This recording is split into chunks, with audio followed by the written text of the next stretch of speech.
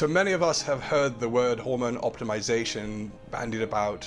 What does it mean? We're here with probably the founder of hormone optimization, or at least one that's really brought out the term hormone optimization. He's going to speak with us about hormone optimization after this, so keep watching.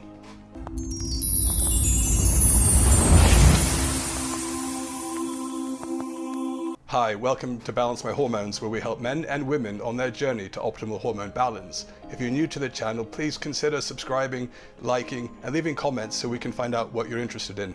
So today I'm here with my friend Jay Campbell. We're going to talk today about kind of step by step, what is hormone optimization? So Jay, hey, welcome and thanks for coming on our podcast. Michael, it's good to see you, brother. Absolutely. Now, what other hormones have you tried to balance in the past? For me, it's been thyroid hormone as well as testosterone, and Absolutely. And a combination of thyroid hormones, T3, T4. I know you're a big fan of nature thyroid, I thought, or desiccated thyroid, yeah. So let me talk about that. So it's because it's a great question. So in my course, we have a module about the symphony of hormones. And again, you know this, but for the listeners, this is very critical when you work with a physician. They have to modulate the endocrine system, the thyroid gland, and of course your pancreas, right? Because even your insulin, your blood sugar, if your blood sugar is out of whack and your diet sucks and you have too much body fat, you have insulin resistance, you have any sort of metabolic disorder or derangement, you're not going to optimize by just targeting, the endocrine system through testosterone, estrogen, and maybe progesterone if you're a woman. Right? Like you definitely have to optimize the thyroid and you have to optimize the pancreas. Now, there's a lot of different ways that you can optimize the pancreas. I mean, obviously, I'm a huge proponent and believer in metformin. I also tell people if you can't get metformin, but you should be able to. But if you can't get metformin, you can get dihydroberberine now. There's all sorts of now insulin mimetics coming. There's mitochondrial stimulation supplements. I'm actually involved in building a mitochondrial supplement right now.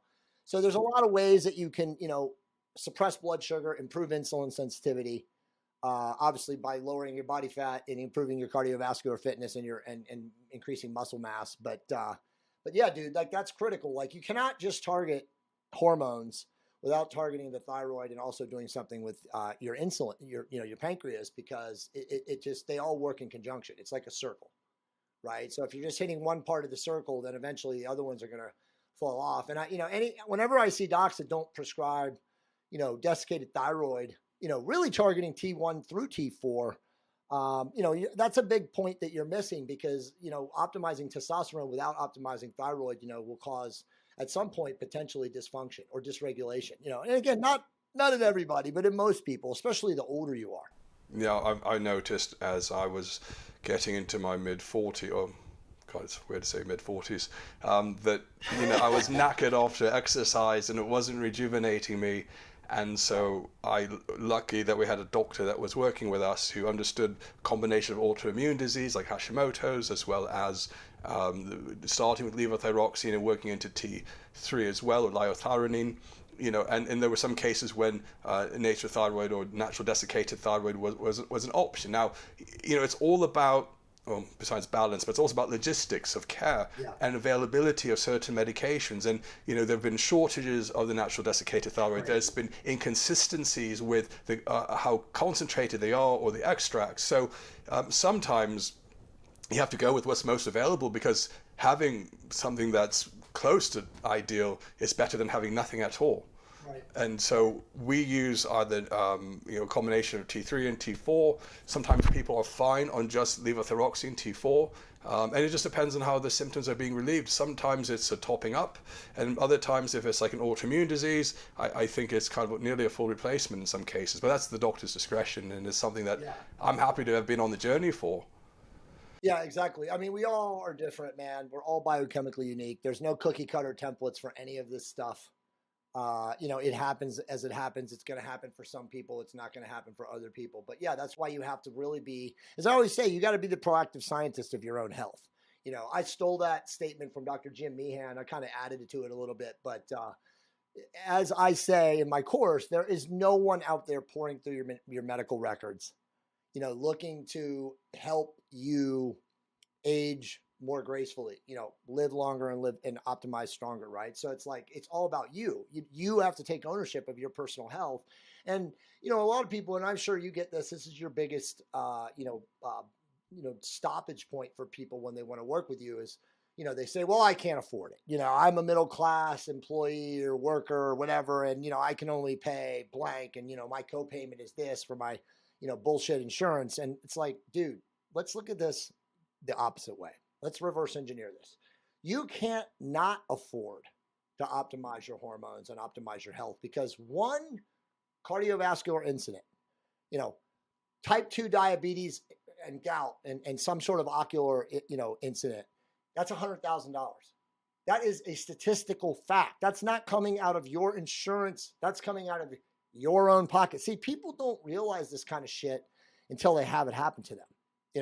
Like my wife said a long time ago, it's probably 10 years ago. She's like, most people don't give a shit about their health until they don't have their health. Right. So it's like, you have to look at this. And I always say this, like, if you cannot afford, and anyone can, but if you cannot afford $3,000 to $10,000 a year for your personal health, your functional medicine, your wellness, supplements, clean eating, obviously exercise and that kind of stuff, then you have your priorities ass backwards.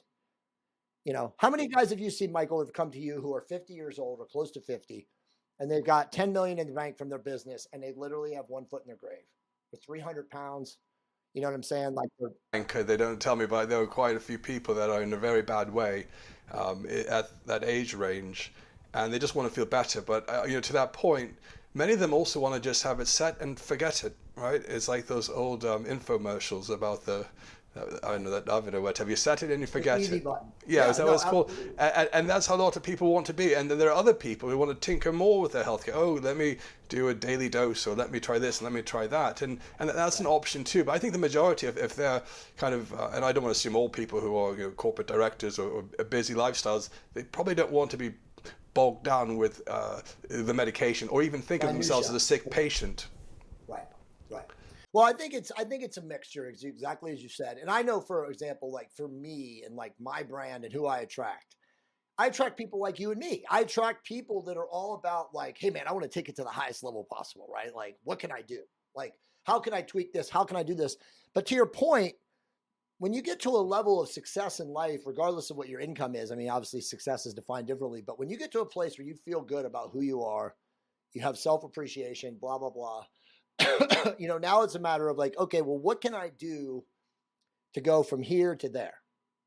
Right. And so from going from here to there, there's organization, there's continuity, there's like new plans, there's schedules, there's calendars. So it's like, it's simple to do it, but first you have to get to that place where you're already pretty organized in your own life. And that's, I think, where the biggest hurdle is, or the biggest obstacle is getting to that place where you're so organized in your own life that you can now do this. But I'm blessed because like, that's the kind of people that I attract, so like the Jay Campbell tribe is all of the people that are like seriously looking to take their level of health to the highest level possible. And a lot of them don't, they're guinea pigs, they're going to be lab rats to themselves. They're like, hey man, like I know that the system, the sick care medical system, illness medicine, or whatever you want to call it, is not designed to help me. So only I can help myself. So I'm going to look to you, Jay. Teach me, tell me, guide me. How can I, go to this level through the usage of peptides, through tweaking my hormone protocol, through tweaking my training, through tweaking my my meditation or my mindfulness stuff. Like that's all the stuff that I'm about nowadays. I say it is the full balance of your consciousness or your almost spiritualism to a certain degree. You said it, dude. It's consciousness. It's consciousness. That's everything. I mean, I tell people, why do you think I have Yoda behind me now, right? Like everything is consciousness. When I came back from Peru, and it's just cool that you and I are having this conversation right now, because this happened to me after the last time I saw you. So I came back from Peru in July of 2019, dude. And honestly, that the Sacred Valley there at 12,000 feet, 10 to 12,000 feet, and I was at 19,000 feet in the Andes Mountains, changed me. It literally changed me. Like I literally came back. And, I had TOT Revolution, the website, which you knew about, that was getting 15 or 16,000 unique visitors a month. And I literally looked at my wife and I said, I'm done with that shit. I love this. I love what I've done. And I'm not, not grateful for all the people that, follow me for testosterone optimization and health and stuff, but I'm all about consciousness. So, I instantly that day, on that plane. It was a vision, but I became Jay Campbell, you know, the raise your vibration guy, the consciousness guy. Right now, I still talk about testosterone, you know, with people like you and stuff like that. And I still love to talk about that kind of stuff. But for me, it's more about like teaching people the importance of raising their consciousness, because that's everything nowadays, especially in this crazy world that we live in. Yeah. I suppose with the consciousness is also just, I guess, having the right attitude of mental awareness, just getting through life, because life can bring you down. So your hormones are one thing, but even with the best optimized hormones, sometimes things in life can really derail or just get you a bit down. So I suppose having, I guess, a broad understanding of that keeps you balanced. Well, so yes, but to that point, I'll take it deeper. I think that when you're optimized health wise, I feel that you have the ability to allow for a spiritual focus. And, you know, I like to think in it too. You're more receptive to receive downloads about consciousness and frequency and energy than you would be if you were just a mess, you know, you know, out of shape, you know, destroyed, you know, every day is a struggle to wake up in the morning, you know, you're a slave to eating, you know, what's the next meal, you know, you're emotionally based eater. So I really do think that what you're saying, there is a connection. And I mean, it happened to me. I mean, you know, I was, you know, chasing that 16-year mantle of like, how can I master my physical health? And then all of a sudden I get to my physical health mastery and I go to Peru and it's like, fuck that, you know, more. Yeah, I mean, totally. I mean, but I really do think that you cannot become extremely conscious, which again, you know, for people that don't know what that means, it's just aware. You're like hyper aware of what's going on, without being also balanced hormonally, you know, which allows you to be balanced, you know, or optimized physiologically. I mean, because let's face it, dude, like if you're fat, you know, and again, I'm not picking on fat people, I'm just saying that period. But if you're fat and you come home from work, you're not going to the gym. Okay. You don't have the energy. You're dead. Physiologically, you're dead. So then, you know, the next question is like, how do you have energy for spirituality? To focus on consciousness. So again, it's a circle. Like, you know, you optimize one, you optimize the next thing. And then all of a sudden, before you know it, you're just like open to this idea that like, hey, consciousness is pretty cool. I'm interested in that. Tell me more. Yeah. Does it help buffer you against some of life's challenges, this consciousness? 100%, dude. Like my consciousness game now, you know, using the word game is, you know, my mindset routine is, you know, every morning I have a very detailed thing of like what I do, right? Like I wake up in the morning and I go outside in the backyard with my dog and I sit in silence for 5 to 10 minutes. Sometimes it's 15 to 20 minutes. It just depends on how much time I have. And I just sit there in nature, you know, with my dog and, you know, contemplate. Sometimes I really meditate. You know, I don't really know what meditation really means anymore, but for me, it's just sitting in silence. But I have that as a part of my ritual of every day. Like even when I'm on the road, I've been traveling a lot in the last 3 weeks, doing a lot of things. Like I'll still find time to do it, you know, and I'll feel like shit. You know, I'm on the East Coast. You know, it's 3 o'clock in the morning, where it's 6 o'clock, and I'm getting up, but I still do that kind of stuff. So it absolutely does, man. Like you know, we're so discombobulated today with technology and distractions. You know, Morning, or you, or does that? I mean, for me, if I'm at home, it's going to be first thing in the morning. But if I'm traveling, you know, or I have like, you know, just a divergent schedule, it's just whenever I can do it. You know what I'm saying? What about some people would say if you make your bed first thing in the morning, now that shows you've got one task of the day done and out of the way. That's the first thing I do. Literally the first thing I do. And my wife usually helps me. I mean, we're both early risers. So, you know, if we both get up at, let's say 5:15 or 5:30 or whatever, you know, she'll go brush her teeth and I'll just like stretch, you know, and then she'll come back in and we make the bed together. But yeah, that's actually a good point. But I mean, you know, having a ritualistically, you know, focused life, whatever it is. I mean, some people just do prayer, you know, or affirmations and they, you know, they have it in their schedule or their calendar or whatever. But the one thing I don't do, Michael, is I don't, and I shouldn't say I don't all the time because we're all normal and we're all fallible, but I, you know, sometimes I do come into my office, but it's rare, and jump into my computer and start working, because then I don't have any time for myself and I just instantly go into dopamine attack. You know, this message, that message, this message, that message, this task, this, you know, internet site, you know, and so it's like, I don't want to do that to start my day. I want to be centered. Like you said, I want to accomplish some things. You know, I want to be grateful. You know, I don't have a gratitude journal. My wife has a gratitude journal, you know, but I'll sit there in silence and I'll think about what I'm grateful for. right? Not speaking it out loud, but I do have affirmations. They're in my calendar and they pop up all throughout the day. And sometimes if I'm not busy and it pops up, I click on it and I read it. And then I close my eyes and I think about something that I'm grateful for, or that something that I love in my life. And then I just go back to my job. I don't do it every single time, but they're all in my calendar. If anybody looked at my calendar, they would see all those things. They'd be like, what the hell? Right. But I mean, I've programmed those. I've programmed those starting in 2014. That was like when I really started to make a meritable effort in self-improvement. Right. And then as I became more knowledgeable in self-improvement, I became more spiritual. And then, like I said, I went to Peru and everything changed for me. I mean, dude, it's so crazy that we're having this conversation today, because yesterday I was actually on Expedia looking for another Peru trip.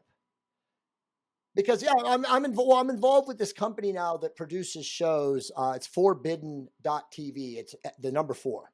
And it's actually forbiddenentertainment.tv. But like, we do shows now on consciousness and like esoteric studies and mankind's ancient stuff. And I'm just like a big geek student of that. All of that, exactly, like ancient aliens, but like even higher level stuff. And I just came back from Florida, where we filmed 8 episodes of like the inaugural first season. The show is called The Decoders of Truth. And it was so profound that we were all sitting around like, dude, this has to become a regular thing. Like, when's the next season? When we're filming? And I literally was like, let's go to Peru. And they all looked at us and were like, let's go to Peru. So it's like, we're going to Peru at the end of July to film the second season. So it's like, it's cool because like in addition to being Jay Campbell, that I'm now the Jay Campbell, this consciousness, vibration Jay Campbell. Well, Vibration. it's good to broaden your horizons. And is that is yoga a part of that as well? Do you do? So my wife does a lot of yoga. I should be doing more yoga because I was in a really bad car accident in August of last year and pulled out of my subdivision and literally got run into. And it screwed up my hip and my pelvis on my right side. And I thought I had a hernia. I don't think I do now. I think it's healed enough that it's not a hernia, but it's been really bad. And so anyway, I have like really severe issues in my right hip. So I need to start doing yoga, but yoga is amazing. Like the yoga sciences or the, understanding yoga. And there's yoga that's non-movement based yoga, but I'm talking about like, Vedantic yoga, which is more physical. Like the Bikram yoga, the hot yoga. Yeah, Bikram's amazing. Hot yoga, all of those forms of yoga are great. So Monica and my wife is Monica. We went in November to a yoga retreat in Mexico for her 50th birthday. And, I was like, I don't know about this. But, I went in with an open mind, and it was absolutely profound. For 3 days, on this amazing location in La Paz, Mexico, in Baja, Mexico, at this giant castle, where you have this retreat. We did yoga facing the ocean, and 3 sessions a day, 3 days in a row, like 45 minutes to an hour, and it was brutal. I mean, very flexibility yoga, but dude, honestly, after those 3 days, my hips felt better than they've ever felt in my whole life. But here I am 3 months later, and I'm back to having hip issues because I don't do it. Yeah. No, I went. My younger brother has a yoga studio called REWILD Yoga, and he's really big into it. So when he came to visit me in London, he took me to this advanced yoga course, and the instructor was someone from Scotland that was working down in London, and it was a hot yoga as well. I had to leave halfway through because I couldn't keep up. I mean, it was like there were people floating off the floor. It's unbelievable. Yeah. It's unbelievable. I mean, the girl that I worked with, the instructor, I mean, yeah, she's putting her leg behind her head, leg behind. I mean, the flexibility was amazing. And I was very, very apprehensive because of my injury. It was only 2.5 months since my injury, or 3 months since my injury. But they were very cautious with me, and I couldn't do certain things. I just stepped out. But man, I'm telling you, man, to be able to do that at least twice a week is phenomenal for guys that lift weights, because it just creates muscle laxicity. Increase quiet. I don't do enough of that. So, all right. Well, that was really, really interesting, and I like how we brought it back into the kind of the consciousness side of things as well. Because at the end of the day, I mean, I think being balanced with your testosterone, being optimized with your testosterone and your other hormones helps you reach that level of consciousness. So there's no doubt, Michael. I'm 100% convinced that if without hormonal optimization and balancing, that the pursuit of like enhancing consciousness would not happen. And I mean, and you think about, you go back to like the Greeks, the ancient Romans. I mean, they all talked about this in everything that they taught, you know, in Plato, in Aristotle, in Socrates, you know, all of these guys talked about the sound mind builds the sound body. Like you could not do one without the other. It's just that, you know, over time and commercialism, we've lost this. It's not preached. It's not taught. I mean, even schools today, they're not even teaching physical education anymore. It's a sham. Oh, really? They're not? Oh, I remember growing up. Barely in Southern California. Nope. It's all progressivism now. It's crazy, dude. Now, well, I suppose with COVID, and we can't really say that word, but with... I know, I hate that word too. Thanks for being on this video with us, Jay. And again, if anyone has any questions or comments, please leave the comments. And again, feel free to subscribe. Hope you enjoy the video, and we'll have another one soon.